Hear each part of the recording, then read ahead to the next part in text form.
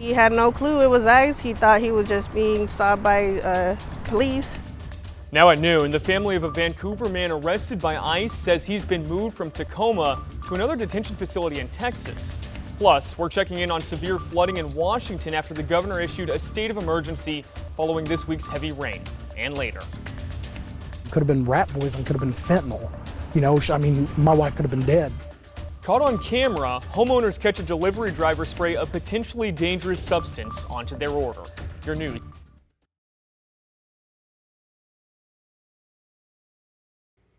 Well, thank you for joining us. I'm Thomas Schultz. The Vancouver man's family who claims ICE agents ran over his foot during an arrest now say he's been transferred to Texas. Alma McCarty has the update.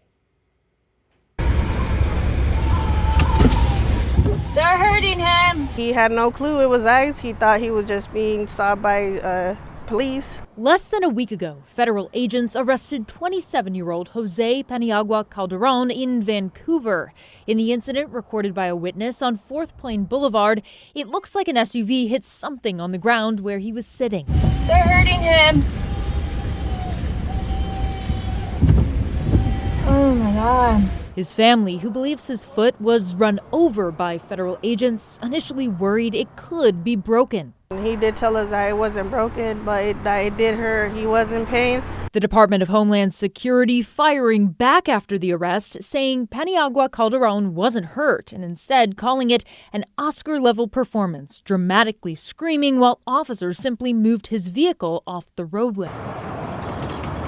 Now his family reports he's no longer at the Tacoma facility, nor in the Pacific Northwest. He was very scared that was going to happen to him, and I feel so bad that it came true. His transfer confirmed by DHS officials, who tell KGW he's now at Camp East, Montana, an ICE detention facility in El Paso, Texas. And I told my family, and they were all so sad and mad, and they couldn't believe that they had taken him more than 1,000 miles away from us.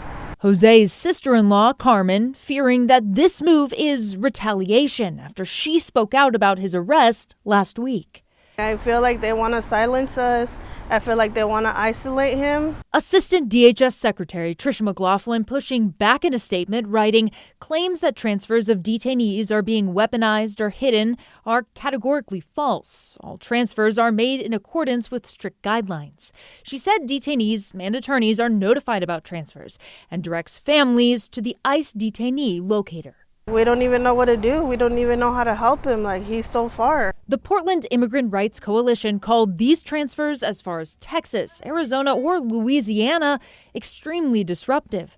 The group reports it's an issue they've been seeing a lot, and that a transfer can upset the course of a person's legal case, put them in a physical location where it's impossible for family to visit, and can also mean that people do not get legal representation. Alma McCarty, KGW News. Meanwhile, 2 immigrant rights groups are taking legal action against Multnomah County, accusing them of violating Oregon's sanctuary law. The lawsuit specifically targets a contract the county jail holds with the U.S. Marshal Service. In a statement, the Portland Immigrant Rights Coalition said, in part, as immigrant communities face increasing threats from federal agents, they need to know that Oregon will back them up with action, not just words. The plaintiffs claim this agreement illegally allows people detained for immigration reasons to be held even after they posted bail or completed their sentence. The agreement has been in place since 2019 and permits the Multnomah County Sheriff's Office to house federal detainees, including those awaiting immigration hearings, in exchange for a payment. We've reached out to the Department of Homeland Security for comment and are awaiting their response. The Multnomah County Sheriff's Office says they don't comment on pending litigation.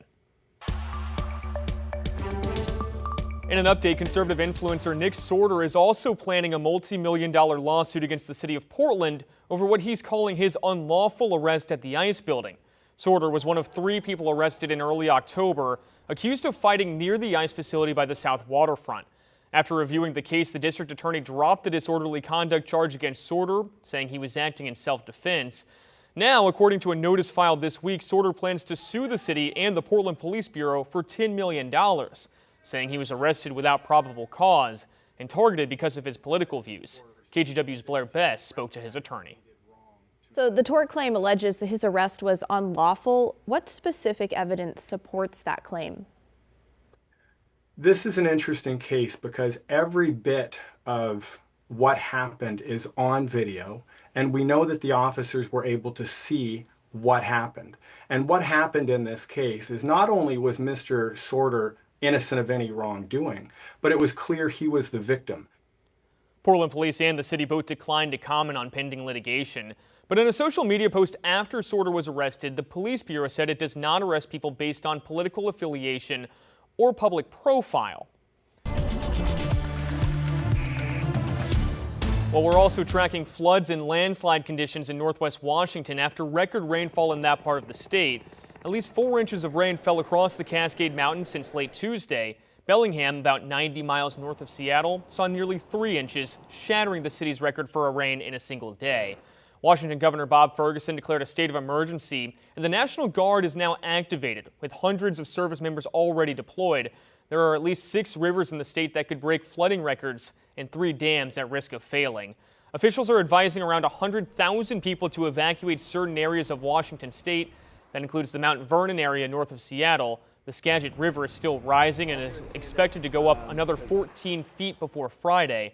Businesses were boarding up and sandbagging last night, too. There's been multiple times today that I've almost been in tears. This is really a magical community.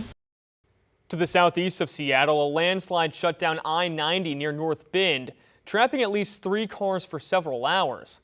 And further south in Pierce County, sheriff's deputies had to go in by boat to rescue people from an RV park. They evacuated at least 40 homes with river levels especially high in the town of Ording.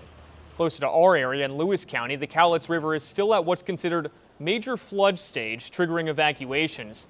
Some people who live on higher ground have been helping those who need to leave. It come up faster than I've ever seen water come up. There's some little kids in there that were packing stuff out to the car, and the first trip there was no water, and the second trip he stepped into the water, and then I come down in there and we loaded him out and got him out of there. The Cowlitz River has flooded much of the Cascade Peaks RV park near Packwood since yesterday morning. Let's head over to Chris McGinnis now. And Chris, I know this is a storm that you've been watching closely too. Just so much rain, especially the second phase of that atmospheric river that hit southwest and western Washington. In fact, the good news is locally here, we have had fairly quiet weather now for the better part of the last 36 plus hours. Here's a live look from the springs of the waterfront in Vancouver. No threat of flooding along the Columbia or the Willamette River for that matter. But if you look off in the distance, I think you can see some sprinkles up in the higher terrain out towards the gorge and in the Cascade foothills. Right now it's 59 degrees at Pearson Airfield. The cloud cover has more breaks in it. I don't see any blue sky, but at least more breaks down towards Salem, where the breeze is currently out of the south at 13. And over downtown Portland, once again, looking off in the distance, you can see 1 or 2 sprinkles in some of the higher terrain there. 60 at PDX, the freezing level. Mount Hood's 11,240 feet. The freezing level is above the top of Mount Hood. That is also one of the stories about how warm it has been to go along with all the rain that we've had the last couple of days. All right, radar over the last 3 hours, we've got the sensitivity really turned up, so the bark's worse than the bite here, but we do have some sprinkles in maybe the West Hills and parts of Clark County and some intermittent, very light rain up towards Kelso and Longview, and that's been the case throughout the early morning and mid-morning hours here.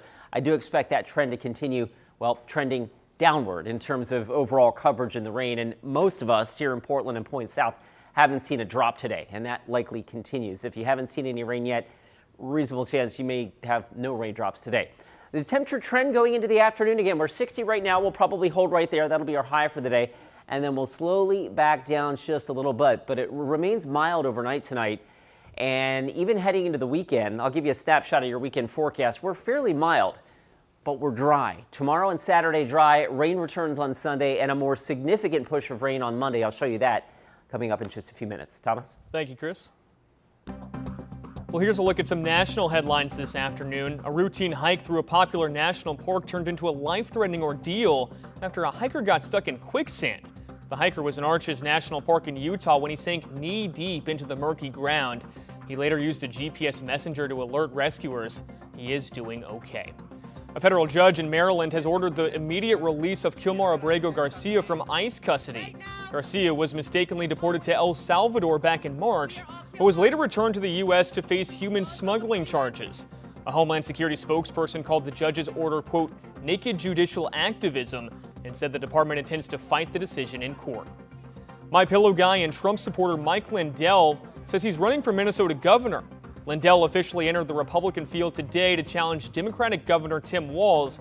Lindell, who faced legal and financial setbacks after amplifying false claims about the 2020 election, says he's overcome those setbacks. And Time Magazine has announced its Person of the Year. This is a look at the magazine's X account. This year, the honor goes to artificial intelligence and the people building and shaping the technology. The edition of the magazine will have two covers. One has the letters under construction, while the second features tech titans including Mark Zuckerberg and Elon Musk. And those are your national headlines.